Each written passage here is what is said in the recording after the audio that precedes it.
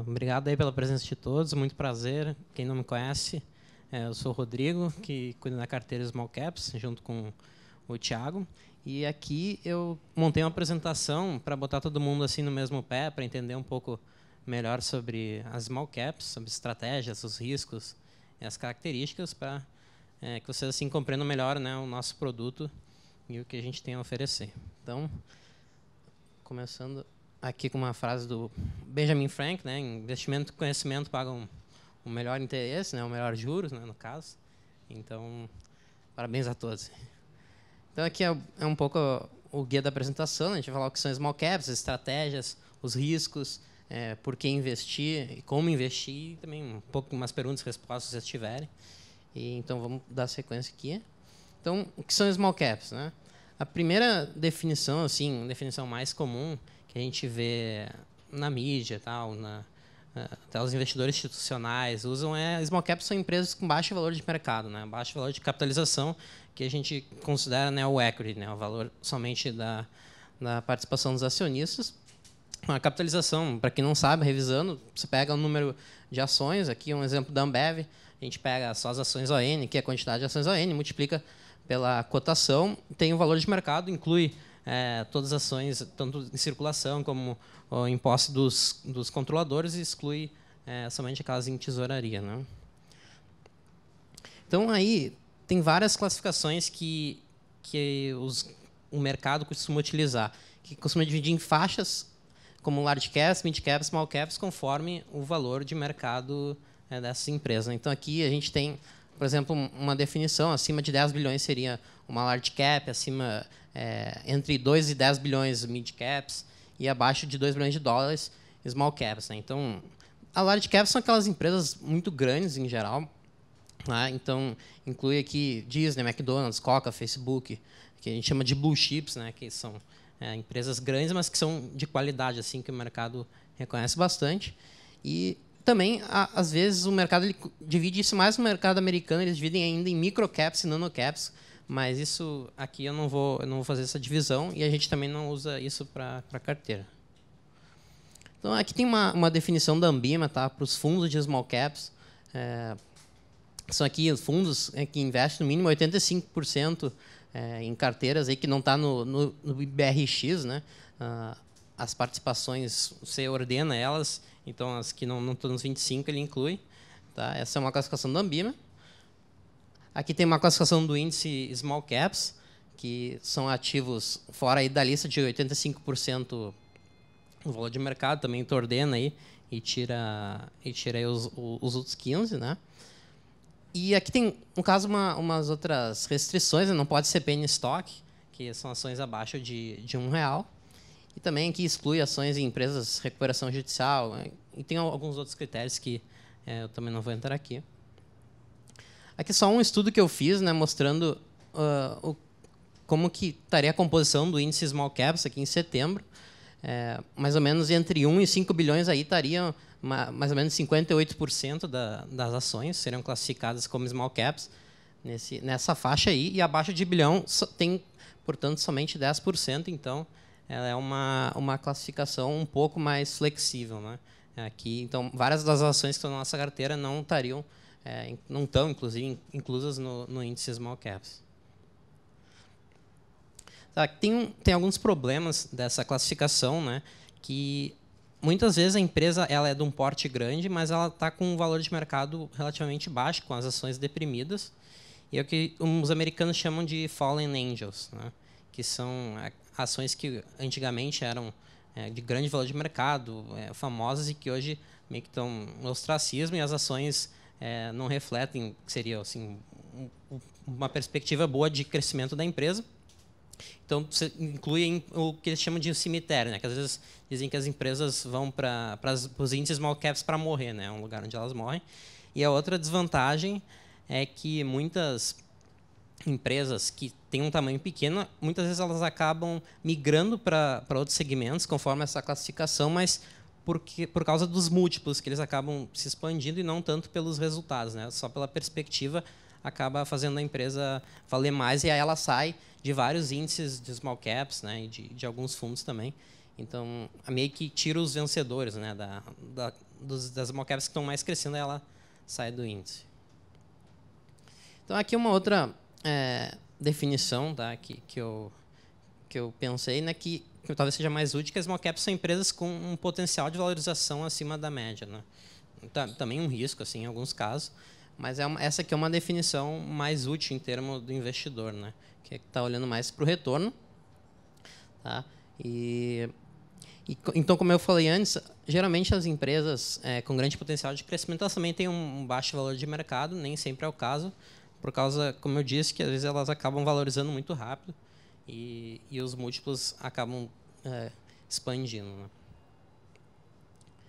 Né? Falar um pouco, então, das estratégias que estão presentes na nossa carteira, praticamente todas. Então, essa é uma classificação, na verdade, que inspirada um pouco no livro do Peter Lynch, para quem não conhece. Ele usa muito esse modelo aqui. Então, é um modelo, tem suas falhas, como empresas de crescimento, cíclicas, turnarounds e o deep value, né, que chama aqui de asset play. Às vezes, as empresas elas podem estar classificadas em mais de um desses segmentos. Então, falar um pouco das small caps de crescimento. Né? São empresas, por exemplo, que podem se tornar líderes em alguns setores de elevado crescimento, ou às vezes é um setor que ele até não cresce tanto, mas a empresa ela consegue aí ganhar market share, ganhar participação, e ela cresce mesmo num setor, né, que aparentemente não tenha tanto potencial. Pensa no setor bancário hoje. Tem uma parcela grande da população que ainda não está no banco, mas, em geral, já é um setor mais maduro. Mesmo assim, tem empresas crescendo aí dentro, como o Banco Inter, a Senior Solution, não tem o S, né? E essa aí também é uma outra empresa que ela está crescendo porque ela está ganhando market share, né? Às vezes compra outras empresas e tal, e ela vai crescendo dessa forma. Então, nos Estados Unidos lá é muito mais comum encontrar empresas nichadas assim que elas acabam crescendo em segmentos, sei lá, que não tem muito atraente, como empresas lá que recolhem óleo de restaurante, assim, resíduos de óleos. Tem empresas que fazem isso. Tem empresa de cemitério lá que cresce bastante. Né? Então, só para dar uma ideia assim, que dá para encontrar small caps assim, não só nos hot stocks, né, que eles chamam isso, empresas IPOs e tal. Então essa assim, a estratégia que a gente prefere de crescimento, que eles chamam de multibaggers. As ações muitas vezes elas costumam valorizar, claro, se acerta, ela tem o potencial de valorizar por muitas vezes o patrimônio do acionista. Logicamente, tem o risco aí de isso não ocorrer. Quem comprou Apple lá atrás, quem comprou Microsoft, Dell, são provavelmente os maiores retornos aí que é possível de alcançar. Então, aqui é só alguns exemplos aí de algumas companhias que cresceram bastante na década de 90. Então, ali, os nomes famosos: Dell, Best Buy, a Microsoft, a Charles Schwab também, que é aquela corretora americana, e mais algumas outras aí, algumas marcas bem famosas. Tá? Aqui dá uma ideia um pouco do retorno de algumas dessas empresas aqui num período relativamente curto de 10 anos, mas é o tipo de valorização. Logicamente, isso são as melhores, não dá para esperar tudo, mas é muito difícil, por exemplo, ter esse tipo de valorização numa empresa já com um tamanho muito grande, né, muito consolidado. Então, aqui é um estudo que eu fiz lá de 98 a 2008, tá? Que eu meio que elenquei as empresas com maior retorno, assim, quando a gente considera tanto valorização, dividendos, desconto a inflação. Aí, várias dessas empresas aí, elas eram, assim, podemos dizer, small caps, elas estavam, né, nos quartis de menor capitalização, exceto talvez ali a Ambev ou Itaú, que já eram relativamente grandes, mas as outras eram menores do que a média. Então, aqui é o estudo que eu fiz. Então, aí nos dois primeiros quartis tinha 65% das ações estavam nesse quartil de capitalização. Tá? Então, aqui é um exemplo de uma ação de crescimento da nossa carteira. Depois a Helena vai falar com vocês, apresentar em maiores detalhes. Só queria aqui mostrar o Banco Inter, né, a evolução aqui de crescimento de contas. Isso aqui está desatualizado, na verdade já passou de 1 milhão de contas. E é um pouco do modelo. Aqui é o modelo da Card System também, que é outra empresa que está crescendo via captura de clientes, aí, muito no mercado de emissores de cartões.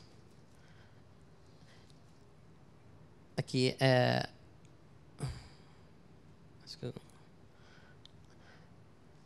Então, aqui é o modelo da Senior também. A Senior hoje tem ali 5% de market share. E ela está tentando buscar uma participação maior via a compra de outros negócios. E, por isso, é um exemplo daqueles que eu comentei, que é um setor relativamente consolidado, que mesmo assim ela consegue crescer via consolidação. Vai vir o Leone hoje de tarde, aí ele vai poder apresentar a vocês em maiores detalhes e comentar um pouco aí da estratégia, que inclusive ela está mudando um pouco, eles estão querendo capturar aí um crescimento orgânico também. Então aqui é só um pouco dos clientes aí, de quem a Senior Solution atende, então, e como é que ela tem um negócio dela. Não vou entrar em muitos detalhes aqui, mas é a empresa líder nessa parte aí de soluções financeiras aí para empresas. Então, a nossa segunda estratégia é empresas cíclicas, tá? A ideia aqui é comprar na baixa e vender na alta, né? Mas não assim em termos de preço, em termos assim do ciclo de negócios. De preferência quando a empresa ela também está desvalorizada ou com uma boa margem de segurança. Aqui a gente tem empresas do setor de construção civil na nossa carteira, por exemplo, a Trisul, tem a São Carlos, que é de lajes corporativas, tem a Sonai, de shoppings, todas essas são empresas cíclicas, faz parte do modelo de negócio dela, do setor em que elas atuam. Também tem a autopeças, a gente tem a Mali, a Metal Leve, também, que o setor todo, o setor inteiro, né, de automóveis, ele é cíclico, né? Então, desde lá das montadoras, né, o consumo, as autopeças, toda a cadeia apresenta esse comportamento mais cíclico. Também tem varejo, na verdade não está muito na nossa carteira, mas em outras carteiras de valor tá, por exemplo, a Grasotin. Tem recentemente também petróleo, né? Ainda que a gente não tenha comprado especificamente por causa do ciclo, a PetroRio ela também apresenta aí uma certa ciclicalidade nos resultados, né?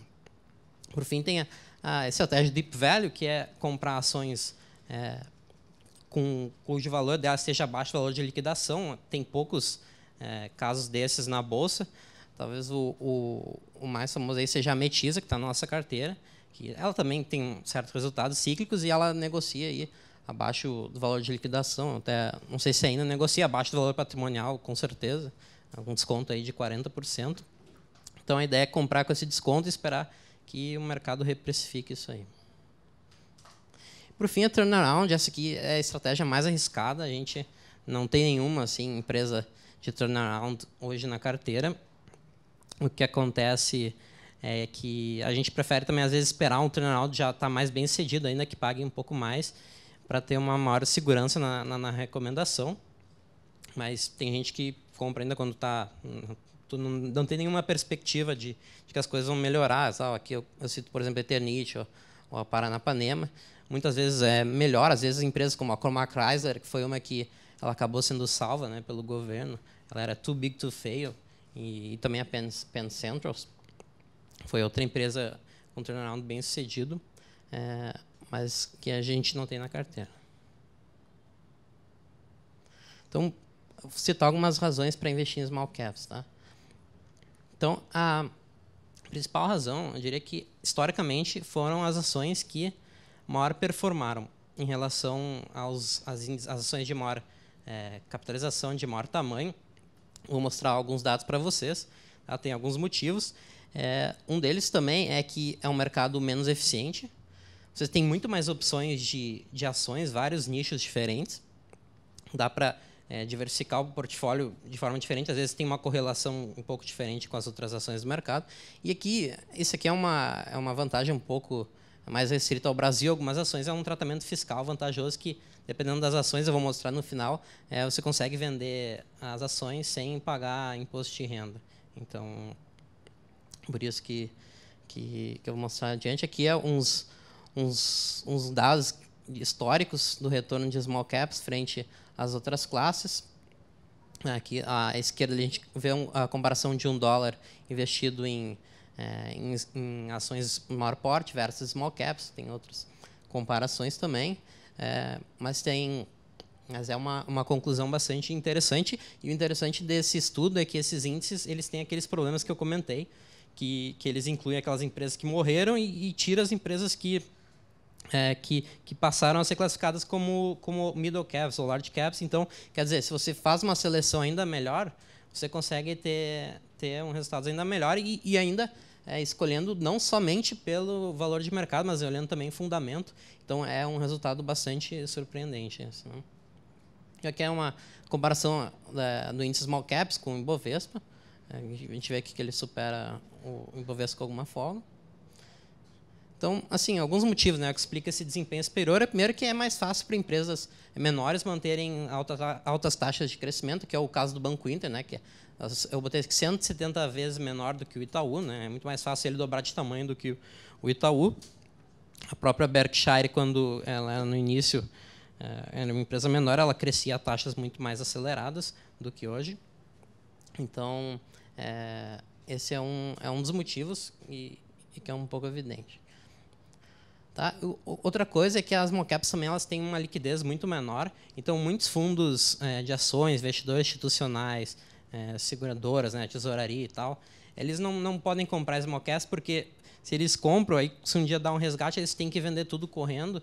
Como tem maior liquidez, acaba despencando a ação. Isso gera um efeito ruim na cota que alimenta outros cotistas a resgatarem e é um círculo vicioso negativo. Então, tem ações que eles realmente não investem. E aí elas ficam também sem o acompanhamento, às vezes, de corretoras, gera um menor volume de liquidez. Bancos de investimento também, às vezes são empresas menores, não fazem tantos negócios assim.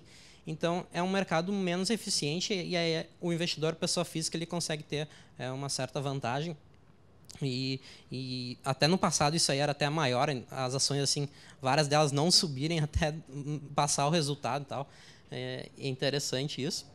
Então, o investidor atento e que olha com calma essas ações assim fora do radar, ele consegue ter resultados interessantes. Então, aqui só para mostrar como tem várias opções de small caps, eu mostrei aqui um estudo que eu fiz, que 2/3 das empresas na B3, mesmo aquelas com boas liquidez, elas têm um valor de mercado abaixo de 4 bilhões. Que não seria assim, só small caps, dependendo da definição, mas que é um mercado bastante grande. E 45% dessas empresas elas têm um valor de mercado abaixo de R$1 bilhão. E nos Estados Unidos eu peguei um estudo e eu vi que mais ou menos o tamanho da nossa bolsa inteira tem só de small caps, assim, abaixo de $1 bilhão. Então, lá é um mercado assim, com muitas opções dessas small caps, mesmo que muita gente pensa, lá é muito saturado e tal, mas também é a mesma questão daqui, tem oportunidades lá, essas ações fora de cobertura.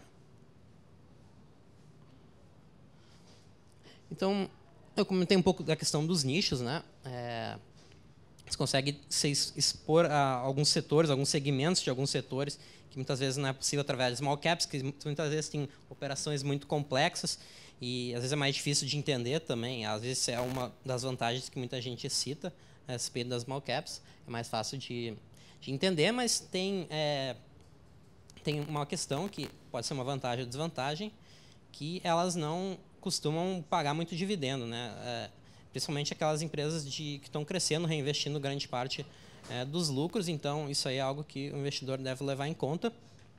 Mas quem tem um horizonte, um prazo maior e confia na capacidade daqueles gestores de alocar esse dinheiro, pode encontrar aí boas oportunidades dessa forma. Aqui no Brasil, as empresas elas são obrigadas por lei a distribuir dividendos, mas tem empresas que distribuem mais ou menos. Então, é um outro perfil e que pode complementar também uma carteira de dividendos. Às vezes, tem vários clientes aí que eles têm muitas ações já na carteira de dividendos, carteira de valor, e quer botar algumas small caps também para ter uma pimenta, assim, digamos, no portfólio. Então, aqui é um pouco aquela regra que eu falei. Existe uma questão que é a isenção do imposto de renda, tá? Sobre o ganho de capital, essa lei, a última vez que eu li, ela valia até 2023. Tá? Tem aqui algumas condições, tem algumas outras adicionais, eu não vou entrar em detalhe. E aqui, no meu estudo que eu fiz, eram essas ações aqui que você podia vender sem pagar imposto de renda, mesmo acima dos 20 mil. Era um certo benefício que existe É uma regra aí que pouca gente conhece.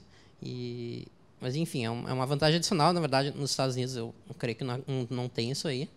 Mas aqui no Brasil tem, de forma a incentivar essas empresas aí, a liquidez e tal. Lógico que tem riscos também, small caps, tem os riscos do negócio em si, esses são assim, óbvios, depende muito de empresa para empresa, mas, como eu disse, tem o risco da menor liquidez. É comum a gente ver ações aí, small caps variando 5%, 10% para mais ou para menos num dia. Eu citei aqui o caso da Metisa, que é o que está na nossa carteira, que ela negocia em torno de só R$40 mil ao dia. Né? Então, tem spreads muito grandes, às vezes, de compra e venda. Às vezes ela fica muitas horas sem negócio nenhum. Então, pode ser uma recessão aí para quem precisa vender, ou quem queira comprar com mais pressa também pode ter que pagar mais caro por isso. Né? Então, a diferença, né, o bid ask, que é lá na ordem, a melhor ordem de compra e a melhor ordem de venda, costuma ter um spread grande, e esse spread, muitas vezes, eles causam uma maior volatilidade no preço dessas ações que eu comentei antes. Então, isso é algo que pode incomodar alguns investidores que não estejam dispostos a correr esse tipo de volatilidade. Tem um acesso mais restrito ao capital, no caso de small caps, porque elas geralmente têm um tamanho menor. O tamanho, muitas vezes, ele é usado aí como um critério aí de rating pelas agências de risco, pelos bancos e tal, quem queira fornecer crédito para as empresas. Elas podem ter dificuldade de ter esse acesso, especialmente em épocas mais difíceis da economia. Tá? Logicamente, é mais difícil para a empresa também realizar novas ofertas de ações, porque eles também têm uma menor liquidez, vai ser mais difícil levantar capital ali, pode ter investidores menos interessados, ou então eles vão pagar um preço menor por isso. Talvez o negócio não saia. E por fim, é mais fácil as empresas quebrarem. No caso, é muito mais difícil que elas tenham algum socorro governamental, algum tipo de crédito assim, emergencial para salvar essas instituições, porque elas são menores e, caso elas quebrem, não vai ter um efeito tão grande sobre o restante da economia. Então, tem uma outra questão, tá? Isso aqui é algo que está melhorando, mas ainda é um problema, que as small caps costumam ter uma menor transparência. Tá? Não todas. Assim, na nossa carteira, por exemplo, a Metisa tem uma transparência muito baixa. A Shoes também tem uma transparência muito baixa. Você não consegue encontrar relatórios muito detalhados. A Metisa nem faz um earnings release, eles põem lá 2 parágrafos. É mais difícil contratar o RI, eles nunca estão. Então, isso aí pode ser algo que pode incomodar o investidor que queira conhecer melhor a empresa. Transparência é algo bom. Às vezes é compreensível, porque a empresa é uma empresa pequena, ela não quer investir, ter um departamento de RI e tal, mas é algo que, enfim, pode ser penalizado para os investidores, como eu acho que é penalizado no caso, por exemplo, da Metisa ou da Shoes. Por outro lado, tem empresas que estão fazendo esse esforço. A PetroRio é uma, a São Carlos é outra, a Sonai, que muitas vezes elas veem que as suas ações estão depreciadas, muitas vezes os administradores têm posição naquela ação, então eles fazem esse esforço aí de levar para o mercado, às vezes é por interesse próprio também. Né? Então, tem outra questão, que é o histórico mais curto de resultados das small caps, porque, geralmente, as empresas entram na bolsa quando elas têm um tamanho razoável. Né? Então, quando você tem uma empresa pequena, ela não tem muito histórico para te mostrar, porque ela precisa, antes, atingir um capital. Né? E quando ela é de capital fechado, ela não tem a obrigatoriedade de elaborar essas demonstrações financeiras. Então, é algo que assim, pode prejudicar um pouco a análise. E assim, quando tem, por exemplo, IPOs, a gente tem ali só um histórico de 3 anos, muitas vezes tem números maquiados e tal, então é algo que também pode dificultar a análise. Então, assim, como investir em small caps, né? Tem as opções óbvias aqui na Bolsa Brasileira, é um mercado mais restrito, como eu comentei antes. Tem ações na Bolsa Americanas, um mercado muito grande. Via BDR, acho muito difícil, acho que não sei se tem, provavelmente não. Então, é mais fácil investir lá de forma direta. Tem assim, investimento startups, né, que a gente poderia chamar assim, um caso extremo, mais small cap e tal, mas também não é possível em bolsa. E no caso das fontes de informação, essas fontes clássicas, RI, quando tem desenvolvido, tem os documentos da CVM, o formulário de referência e tal, tem os relatórios que a gente está sempre publicando, e ali a gente tenta fazer esse trabalho de garimpo e trazer para os nossos assinantes. Se alguém quiser fazer uma pergunta, fica à vontade. Eu não queria fazer uma pergunta, queria fazer uma afirmação. Né? Pode falar. As pessoas confundem transparência. Muitas vezes as pessoas confundem transparência com, vamos dizer assim, falta de transparência com falta de gestão ou falta de alinhamento de interesses com o acionista, né? Isso não necessariamente é verdade. Muitas vezes a empresa ela não dá muito disclosure, não dá muita informação, mas ela é administrada no melhor interesse do acionista. Acho que a Schultz é uma empresa assim, é uma empresa que ela tem uma certa restrição na parte de RI. Eu acho que até por ser uma empresa menor, uma empresa que talvez tenha aberto capital lá atrás por conta de um incentivo e não por uma vocação de mercado, mas é uma empresa que é administrada muito bem. Né? Se você olha os números dela, são números, para uma empresa do segmento industrial, números muito bons. Né? Isso não acontece só no Brasil. Se a gente for falar de Apple é uma empresa que tem também muito parecido. Eu acho que o site de qualquer empresa no Brasil de RI é melhor que o da Apple. Isso não significa que a Apple é mal tocada. Então, esse é só um ponto que eu gosto sempre de levantar. Né? Às vezes, a empresa não ter a melhor apresentação corporativa ou não ter o melhor release em termos de diagramação, não necessariamente isso impacta no desempenho de longo prazo, tanto da ação como principalmente no lado operacional.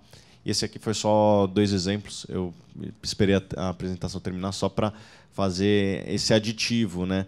Então, a gente tem que sempre tomar cuidado que não necessariamente mais transparência e mais um site de relações com o investidor rico significa mais retorno, que é o que todo mundo busca no final do dia. Né?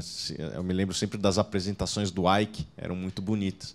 Né? E isso não necessariamente se transferiu para o desempenho acionário. E a mesma coisa a gente pode falar da Unipar, né? Que nunca teve documentos muito ricos assim, em informação, apesar dela dar o mínimo legal, que todas as empresas aqui dão. O investidor muitas vezes espera mais do que o mínimo regulatório, que são os resultados trimestrais. Então, a Unipar ela dava, mas nunca fez teleconferência. Acho que agora fez a primeira aí. Mas, enfim, depois de muito tempo. Né? Nunca foi uma empresa muito de ir muito a mercado, ao contrário de outras que estão indo. Então, essa é uma coisa que eu queria levar a todos aqui. Não necessariamente mais informação é melhor para o negócio. É isso. Então, vamos lá, pessoal. Tendo dúvidas, coloquem aqui. Acho que aqui a ideia é mais um debate mesmo.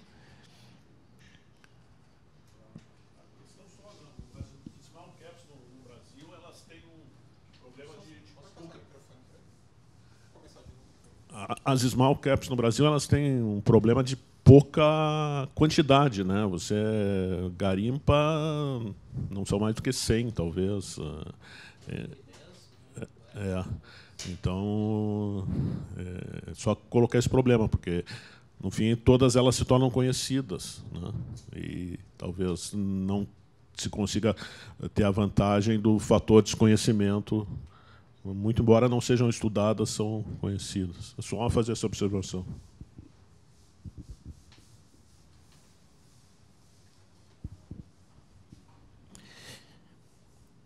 O Rodrigo mostrou alguns números aí, né? 50% das empresas valem menos de 3 trilhões, né? De 3 bilhões de reais. Então, são 400 empresas, a gente tem ali 200 empresas. Eu acho que hoje o mercado está um pouco mais arbitrado do que quando eu comecei nas small caps. Quando eu comecei, isso era uma apresentação da Alpargatas e tinha 3 pessoas, hoje tem 150. Se bem que a Alpargatas já passou dessa faixa dos 3 bi, já faz algum tempo. Mas eu ainda acho que, sobretudo aquelas empresas abaixo de 1 bilhão, a leitura, às vezes, dos próprios acionistas não é tão apurada assim. Acho que a Eternit foi um bom exemplo, né? Quem estava um pouquinho mais em cima viu que o negócio estava se deteriorando antes até do que muitos acionistas que estavam no conselho da empresa. Então, eu não sei se eu concordo 100% com essa afirmação de que todo mundo analisa essas 100 empresas. Acho que tem muita empresa largada, tem muita empresa que, às vezes, o investidor não está olhando muito mais do que o próximo trimestre. Tem essa arbitragem temporal em small caps é muito clara, né? Acho que o Banco Inter é o melhor exemplo disso. Muitas vezes o cara está só olhando aquele múltiplo e não está olhando, muitas vezes, que o efeito dos juros compostos numa taxa de crescimento muito alta.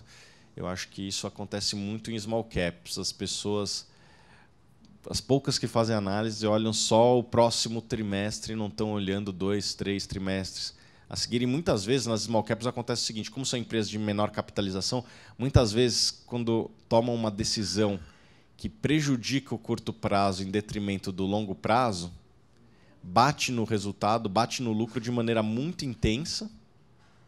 E isso impacta muito mais o resultado do que uma empresa grande. Né? Quando você, por exemplo, a Senior Solution está fazendo isso agora, né, Rodrigo? O Rodrigo pode até falar um pouco mais. Isso machuca muito o resultado dela no curto prazo, quando você investe em pesquisa e desenvolvimento, por exemplo, do que numa empresa muito grande. Né? Porque lá a escala é muito grande, então isso impacta muito na empresa de small caps. E isso eu vejo muito acontecer. Empresas que tomam decisões que ferem o curto prazo em detrimento do longo prazo. No caso das small caps, eu acho que os investidores, como estão olhando o próximo trimestre, cria um frenesi de vendas muito forte e abre oportunidade para o cara que está pensando muito mais do que um trimestre, está pensando no longo prazo, que é daqui 1, 2, 3 anos. Né? Então, eu não sei se é... Primeiro que eu passo de 100 para 200, e eu não sei o quanto que tem tanta gente olhando assim qualificada. Né? Qualificada, que é o que importa. Porque tem muito investidor individual que não tem a capacidade analítica muito maior do que ver o último trimestre. Então, eu acho que vai sempre existir oportunidade de small cap, não só aqui, como lá fora também. O investidor institucional, que é aquele cara que tem, vamos dizer assim, capacidade analítica, ele prefere... Ele nem consegue investir nessas empresas, né? Porque a gente está falando aqui da Metisa, que negocia 40 mil reais por dia, dá um pouco mais de 10 mil dólares.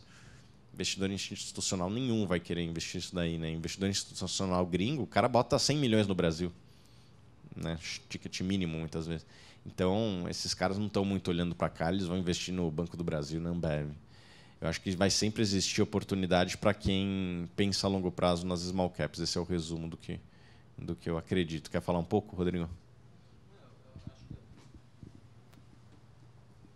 Eu acho que a liquidez baixa de algumas ações, elas já são um critério de exclusão, assim, para o fundo, ao olhar, para botar os analistas lá para acompanhar aquela ação. Eu dou exemplo, o fundo do Alasca, assim, é um que eu sei que os caras não... Cara, tem ação que ele olha, a empresa é boa, tudo é bom, mas não tem liquidez. Então, exclui na hora, assim, porque já é uma coisa que já matou fundo, né? Então, eles estão pensando também na sobrevivência deles, né, a longo prazo. Então, eu acho que vai continuar tendo esse nicho, exceto, é claro, se mais pessoas físicas tiverem consciência disso, e aí elas sim que desarbitrarem esse mercado. Mas eu acho que não vai vir pelo investidor institucional, né? Até talvez no futuro, né? Vai ter mais pessoas físicas, aí elas vão dar liquidez para algum fundo, aí o fundo vai dar liquidez para os outros e tal, e aí acabou a vantagem competitiva, né, dessa classe de ações, né? Mas eu não vejo isso acontecer tão cedo ainda. A gente não tem quase nenhum investidor na bolsa, e os que tem não devem estar olhando aí para os small caps, aí, com certeza, estão olhando para os papéis clássicos e tal, Petrobras, Vale, Banco do Brasil, os nomes conhecidos. Vocês aconselham 100% da carteira em small caps? Vocês aconselham ter 100% da carteira em small caps?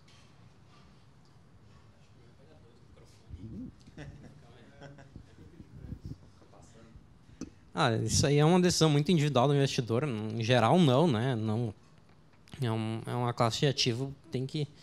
Primeiro que ela tem uma volatilidade maior, então a pessoa já tem que estar acostumada com esse tipo de coisa. depende muito dos objetivos de cada um, não dá para falar de maneira genérica. Assim, tem cara que está aposentado e o cara quer segurança, quer dividendo, quer renda. Então, esse cara muitas vezes não quer. A gente atendeu vários clientes na consultoria assim. Então, não dá para generalizar assim 100% small caps, mas eu acho que vai muito do perfil, assim, dos objetivos do investidor e também do grau de conhecimento. Eu, pessoalmente, estou me concentrando cada vez mais nesse tipo de ação, né? Mas é porque eu acompanho mais intensidade, assim. E eu acho que faz sentido para o meu caso, assim, que eu tenho um horizonte longo tal de investimento, não preciso sacar, não preciso de dividendo e tal. Então, olhando valorização de longo prazo, como historicamente foi melhor, eu quero usar isso aí um pouco a meu favor, né? Por isso que eu concentro mais e a volatilidade para mim também não é um problema tão grande, mas para muitas pessoas especialmente para quem está começando, né? Então, geralmente quem está começando também nem começa com ações, muitas vezes começa com fundos imobiliários, né? Então, eu diria que estaria um estágio mais avançado, assim, de conhecimento também do investidor.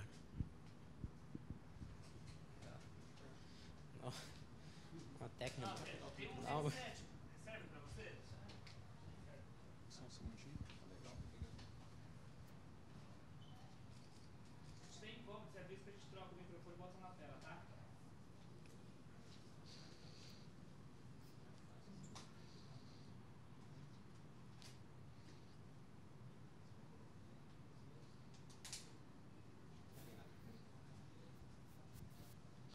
Rodrigo, quando você olha o legado, talvez, do Peter Lynch, você acaba vendo que ele tinha uma diversificação extrema, né? Ele chegou a ter no fundo dele mais de 1.500 papéis. Quando vocês estão montando a carteira da Suno Small Caps, vocês estão pensando em ter uma diversificação um pouco maior do que as outras carteiras? E devido ao risco, e também outro conceito que ele tinha muito forte, né? Que ele meio que queria sempre estar num jogo. Se ele via um papel interessante, nem que ele colocasse 0,5% no fundo, mas ele estava lá no jogo. Então, ele nunca chegou a limitar a quantidade de papéis. E a segunda pergunta eu sei que uma categoria que ele atuava bastante mas tinha uma representatividade, eram os ativos ocultos. Aqui no Brasil, é complicado abordar esse tipo de categoria que o Peter Lynch acessava, talvez uma PetroRio da vida, a gente poderia caracterizar também como ativo oculto? Eu vou responder a primeira pergunta, você responde a segunda. Nos Estados Unidos, a realidade é um pouco mais diferente, porque tem 8.000 empresas, né? Então, e small caps lá, talvez a proporção seja até maior do que aqui. Então, o que ele fez lá seria talvez mais difícil de replicar por aqui, por uma simples falta de empresas listadas que se enquadrem como small caps. Então, se o Peter Lynch estivesse no Brasil, certamente ele agiria de uma forma um pouco diferente. Eu acredito que você deve ter uma certa diversificação, sim, né? Isso é o que eu acredito, é o que eu faço para mim. Mas, no caso das small caps, talvez tenha uma concentração na parte que você reserva para small caps, uma concentração maior do que se fosse nos Estados Unidos. Porque aqui a gente está... Quantas empresas nós temos aqui? Umas 10, talvez, recomendadas? Talvez até um pouco menos, né? Enfim, eu acho que se você quer ter 10% da sua carteira ou 30% da sua carteira, divida em partes iguais, ou se você gosta um pouco mais de uma, bota um pouquinho mais, e o que daria mais ou menos 3% em cada ação. É isso que eu acredito que seria o ideal. E daí você dilui essa concentração maior por ação em small caps que o Peter Lynch tem em negócios que tem que estão num estágio um pouco mais avançado de maturação, né? Grandes empresas, etc. Então, o Brasil tem essa questão que nos limita. Eu tenho certeza que se o Peter Lynch fosse brasileiro, ele adotaria uma estratégia um pouco diferente, talvez com uma concentração um pouco maior em cada um dos papéis.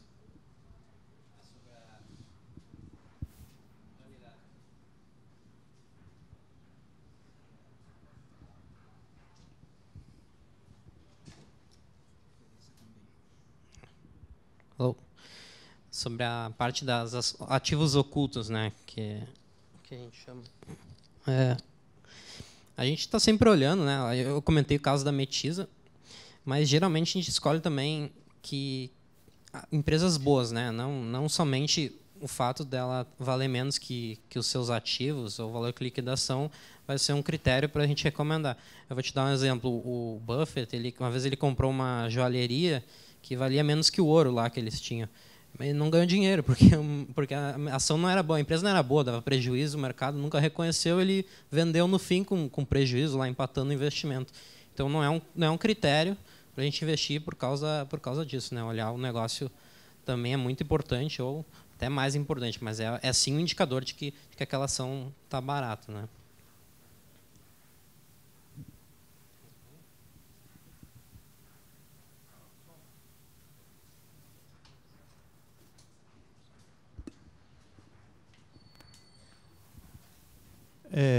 Rodrigo, qual o caminho que uma empresa small caps, né, vai trilhar para virar uma empresa e com a negociação, com um volume de negociação grande, né? Qual é o ponto ali no mercado que uma small cap começa a virar uma empresa com um maior volume de negociação? Uma Metisa, por exemplo, não corre o risco de ser eternamente uma empresa que vai estar sendo negociada abaixo de valor patrimonial. Como que o mercado vai enxergar isso? Né? A própria empresa não teria que tomar uma iniciativa para virar esse jogo? Eu vou dar minha opinião, depois você a sua. Geralmente a empresa ela ganha acho que são dois assuntos diferentes, né? Primeiro da empresa e depois da Metisa especificamente. Geralmente as empresas que conseguiram passar de uma camada para outra são empresas que geralmente o operacional foi muito bem, uma VEG, uma Alpargatas, talvez um Banco ABC aí já está naquele linear ali. Quando você começa a ter resultados muito bons e começa a valer ali na casa dos 2 bilhões, começa a ter um olhar mais amigável dos investidores institucionais.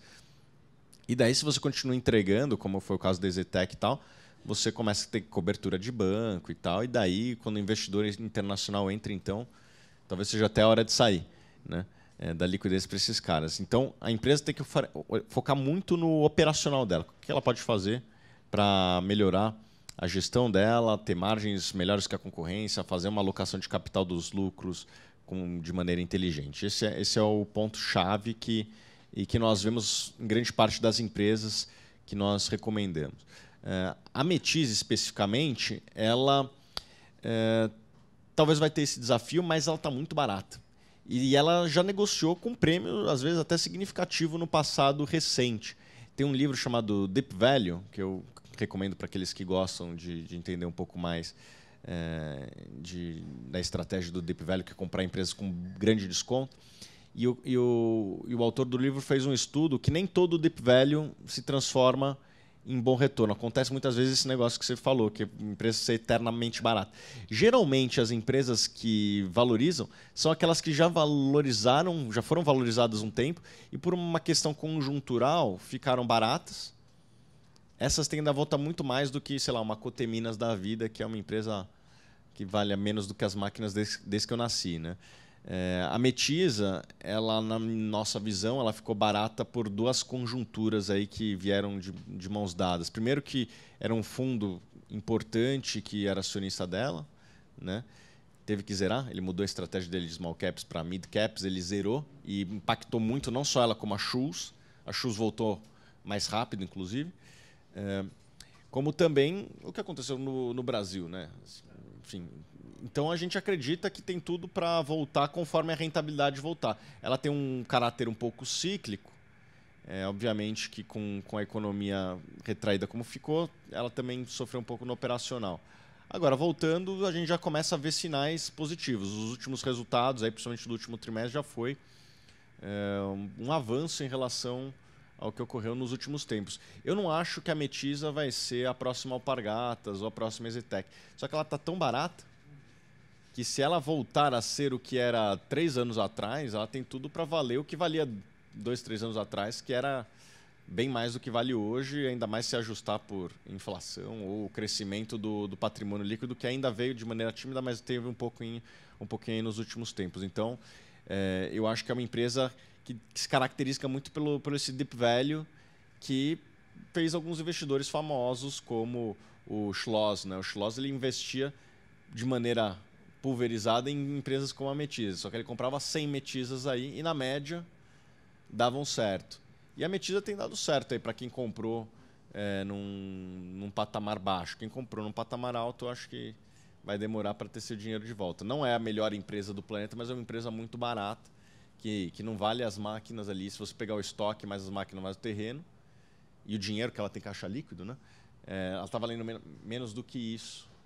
E é uma empresa que dá lucro. Então, é ao contrário um pouco daquela empresa que o Rodrigo citou, da joalheria, que valia menos do que o ouro, só que dava prejuízo. Então, você tem uma empresa aí que eu acredito que tem tudo para voltar a dar um ROI ali entre 10% e 15%, talvez um pouquinho mais perto de 10%, mas uma empresa que dá um ROI próximo de 10%, na minha opinião, deveria valer patrimônio líquido.